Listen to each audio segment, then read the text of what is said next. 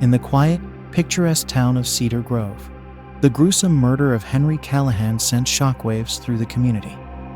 What appeared to be a peaceful, close-knit suburban enclave was shattered by a crime of passion and betrayal that revealed the dark underbelly of seemingly idyllic lives. August 2015.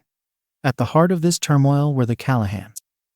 Henry, a 50-year-old real estate mogul known for his charisma and business acumen, and his wife, Clara, a 48-year-old boutique owner with a flair for fashion and a magnetic personality, had been pillars of the community for over 15 years.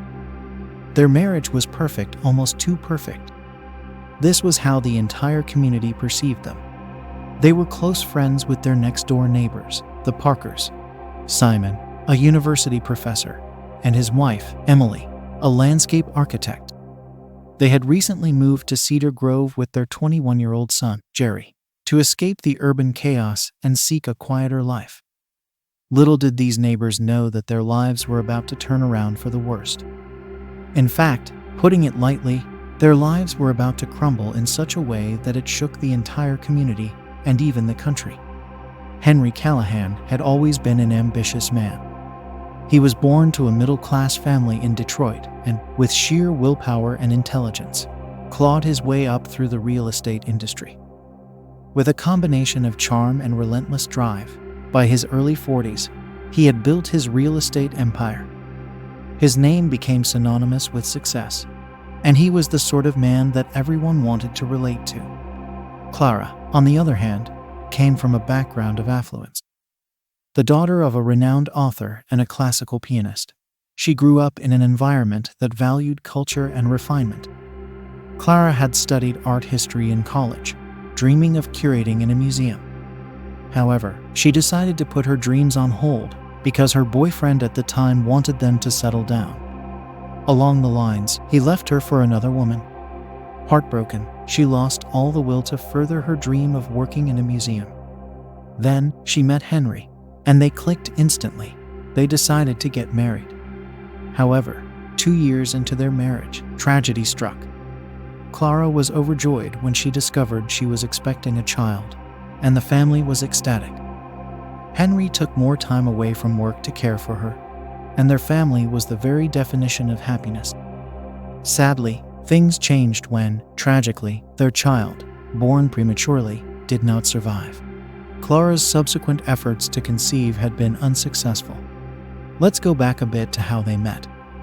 Their paths crossed at a charity auction in 2000. Henry, already successful but lacking personal connections, was immediately captivated by Clara's elegance and grace. Clara, a former model who had endured a difficult relationship and heartbreak, saw in Henry a chance to rebuild her life. He offered her emotional support and financial stability. Their courtship was swift and passionate, leading to a grand wedding.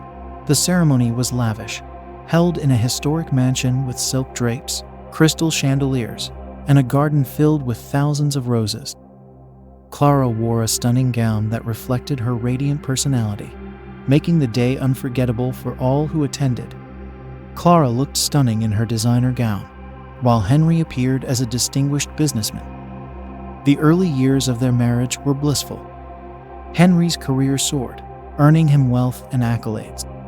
He became a partner at his firm, known for his success. Clara found solace in opening a boutique, her sanctuary, where she could channel her creativity and passion for fashion.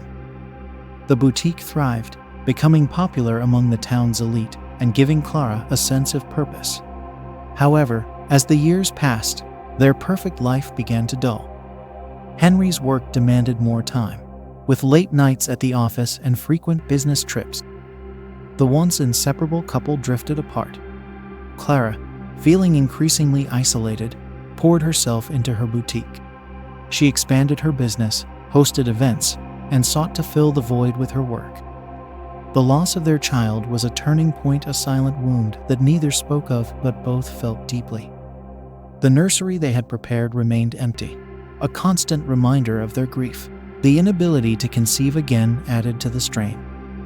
Clara's dreams of a family faded, replaced by emptiness.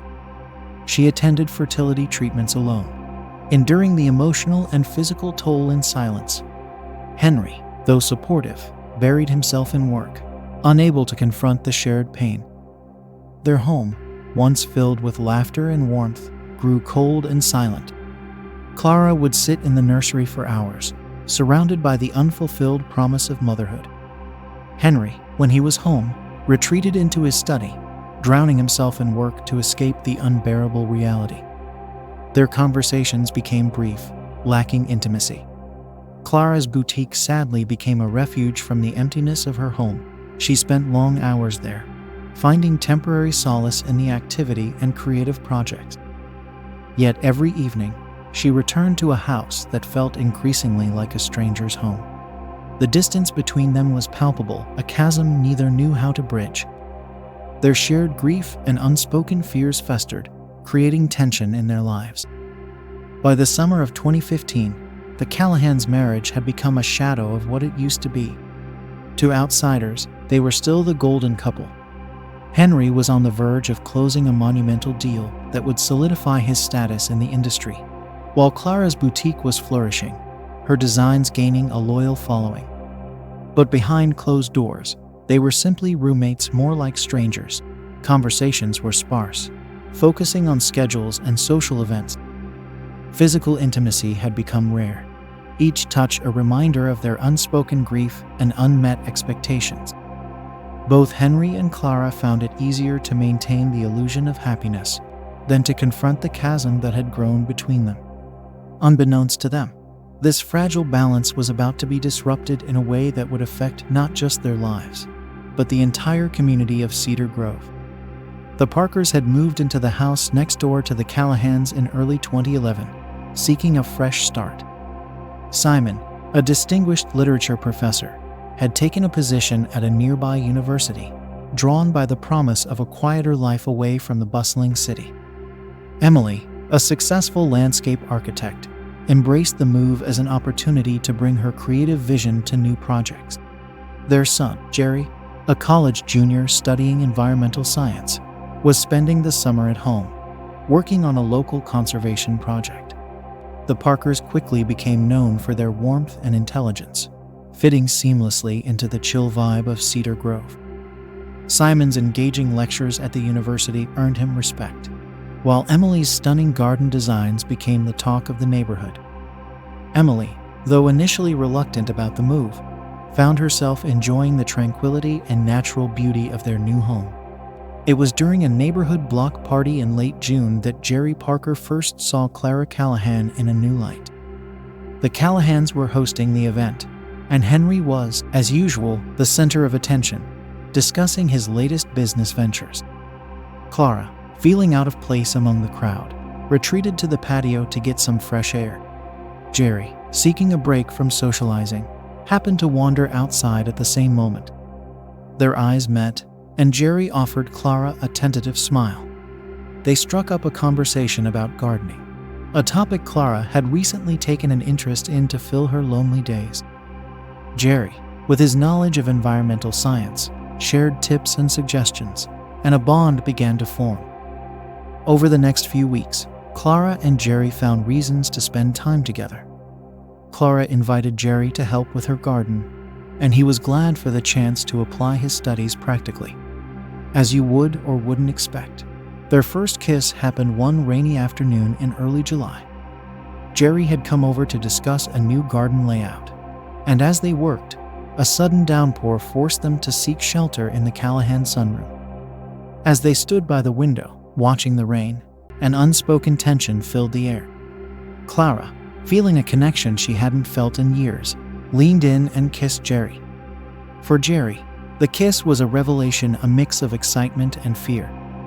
Despite the complexity of their feelings, they found themselves drawn together, their interactions growing more frequent and intense. They were careful, aware of the risks. Their meetings were discreet, often in Clara's boutique or secluded spots around town. Yet, as the summer progressed, maintaining their secret became increasingly difficult. They almost got caught several times.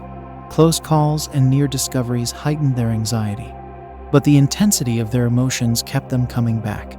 Clara felt a resurgence of joy and passion, and to be honest, this was something totally different from her life with Henry. Jerry, captivated by Clara's sophistication and the thrill of their forbidden relationship, found himself developing genuine feelings and falling deeper and deeper for the older married woman. On August 10, 2015, Cedar Grove awoke to another blistering summer day. For Henry Callahan, it was a pivotal day.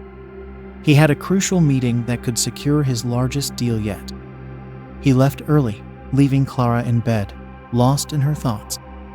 Knowing Henry would be gone all day, Clara sent a text to Jerry, asking him to come over in the afternoon.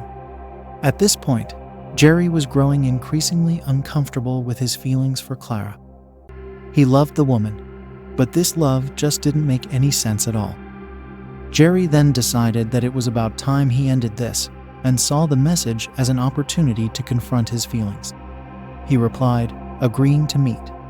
The day dragged on for both of them.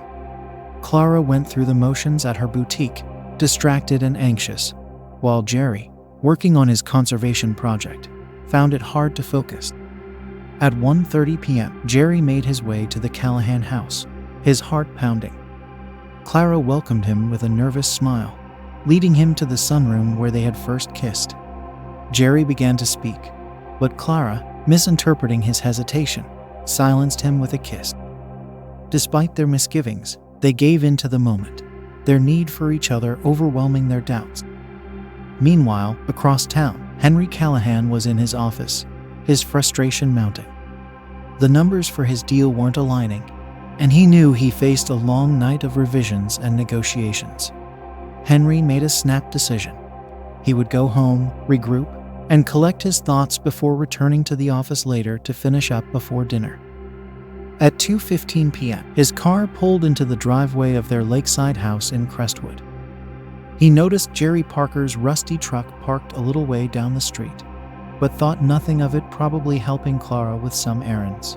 He mused as he unlocked the front door. The house was quiet, but something felt off. A half-empty glass of orange juice sat on the kitchen counter.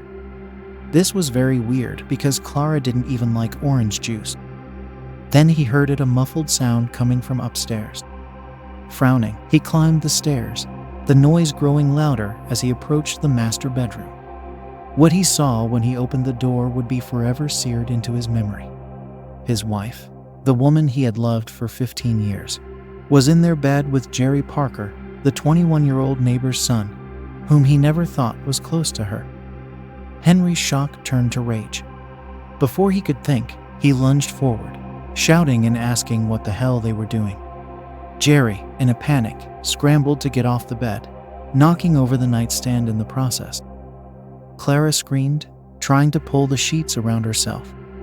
Henry's fury propelled him forward, and he grabbed Jerry by the collar, yanking him off the bed. Jerry struggled, gasping, pleading with Henry that he could explain, but Henry was beyond reason, his fists flying in the chaos.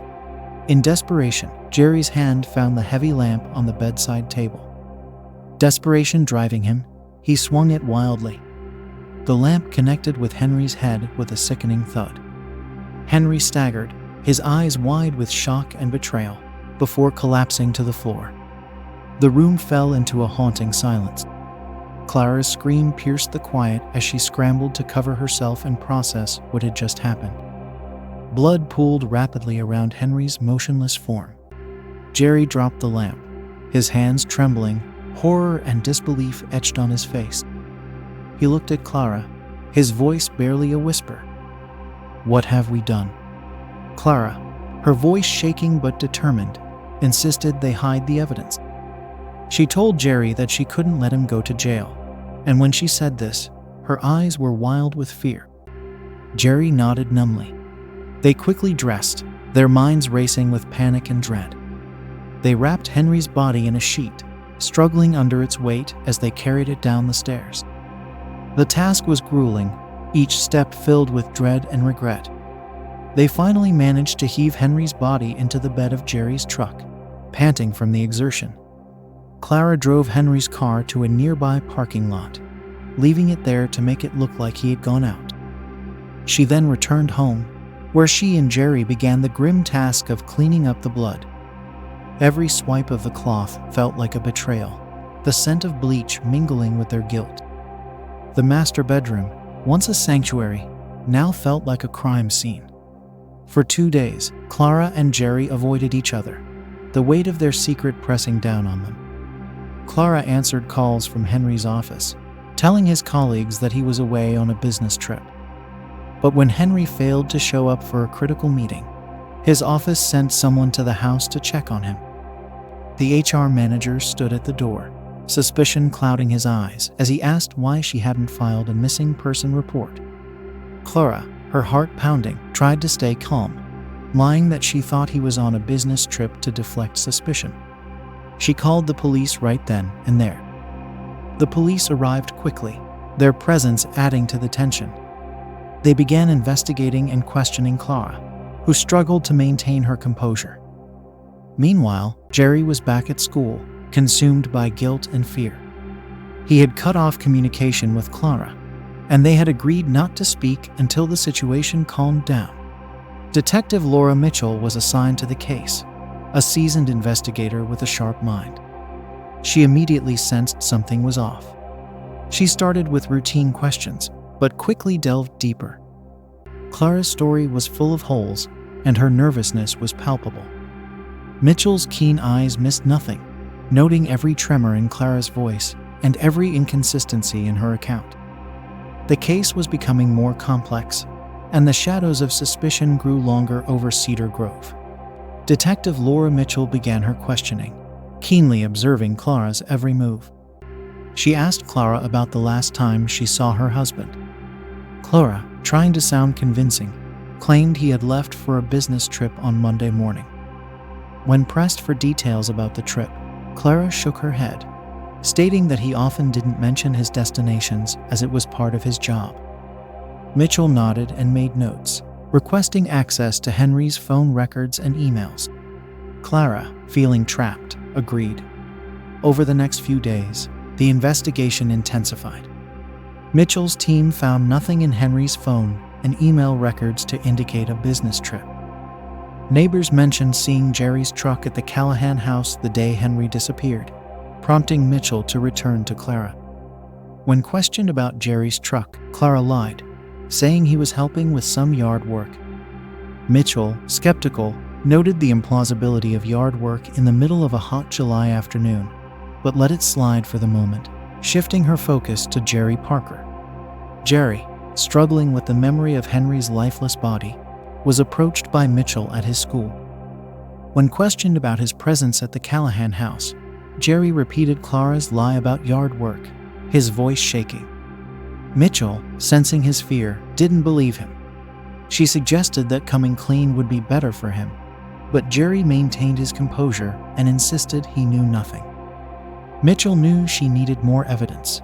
She called in forensic teams to the Callahan house. There, they discovered traces of blood that had been hastily cleaned. Clara's story began to unravel further. Mitchell noted inconsistencies in Clara's timeline and her increasing anxiety. Despite Clara's efforts to maintain the facade, the pressure mounted. The breakthrough came from an anonymous tipster who had seen Clara and Jerry together frequently, their interactions suspiciously intimate. Mitchell investigated their relationship more deeply, uncovering secret emails and text messages that revealed the depth of their affair and their desperate attempts to keep it hidden. Confronted with the evidence, Clara's calm demeanor began to crack. When asked to explain the communications with Jerry, she tried to downplay their relationship as mere friendship, but Mitchell was relentless. The detective pointed out that friends don't exchange such messages and mentioned the blood traces found in the house. Clara stood her ground, insisting that Henry had left for a business trip. Mitchell turned her attention back to Jerry, who had been avoiding contact with Clara. She arranged for Jerry to be brought in for further questioning. Feeling the pressure, Jerry decided to hire a lawyer. During the interrogation, Mitchell laid out the evidence piece by piece, eroding Jerry's defenses. She mentioned the blood found in the house and the lack of a business trip, pressing for the truth. Jerry's silence, advised by his lawyer, spoke volumes. Forensic experts confirmed the blood evidence as Henry's. With mounting evidence, Mitchell obtained a search warrant for Jerry's truck, where they found fibers matching the sheets from the Callahan house and further blood traces. Henry's body was discovered in a nearby parking lot, hastily concealed. With irrefutable evidence in hand, Mitchell moved swiftly to arrest Clara and Jerry. Clara was taken into custody, her face a mask of resignation, while Jerry was arrested, his fate sealed by the overwhelming proof of their crime. The community of Cedar Grove was rocked by the scandal, the idyllic facade shattered forever. As the trial progressed, more secrets emerged. Henry's colleagues testified about his mounting stress and frequent arguments with Clara. Neighbors spoke of the tension they had sensed in the Callahan household. The jury faced a complex web of motivations and actions, each thread leading to the tragic climax. Clara took the stand, her composure cracking under the weight of her guilt. She admitted to the affair, but insisted she never meant for Henry to die. She described the moments before Henry's death, explaining how Jerry, in a panic, had grabbed the lamp. Jerry, almost in tears, recounted the fateful day with a mixture of regret and sorrow. He described the confrontation with Henry, the struggle, and the moment he struck Henry in a blind panic. Jerry's parents sat in the courtroom, their faces etched with grief and disbelief. They listened as their son detailed how he had become entangled in Clara's life and how his actions had led to Henry's death. They couldn't reconcile the image of their beloved son with the events that had transpired. Their sorrow was palpable, a stark contrast to the stoic facade Jerry tried to maintain. Mitchell's testimony was crucial. She outlined the investigation, the inconsistencies in Clara and Jerry's stories, and the forensic evidence that ultimately led to their arrest. She detailed the discovery of Henry's body, the fibers in Jerry's truck, and the blood traces in the Callahan house. Her methodical presentation painted a clear picture of guilt. The courtroom was tense as the jury deliberated for days. The weight of the decision was evident, the silence in the room almost unbearable. When the jury finally returned with a verdict, the foreman announced the decision. Jerry Parker, we find you guilty of second-degree murder. Clara Callahan, we find you guilty of being an accessory to murder. Clara was sentenced to 15 years in prison, while Jerry received a 25-year sentence.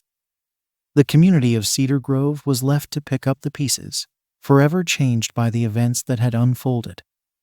Detective Mitchell, haunted by the case, couldn't help but wonder what might have been if different choices had been made. The Callahans and Parkers had been ordinary people, their lives intertwined in ways no one could have predicted. The tragedy that struck was a stark reminder of how fragile the facade of normalcy can be. In the quiet aftermath, Cedar Grove struggled to return to its peaceful existence, the shadow of the Callahan case looming large, a constant reminder that even the most idyllic communities can harbor dark secrets. The Parker family, shattered by the revelations and the loss of their son to the prison system, became reclusive. Their pain was a testament to the far-reaching consequences of the tragic affair. The Callahan house, once a symbol of success and harmony, stood empty, a silent witness to the life that once thrived within its walls.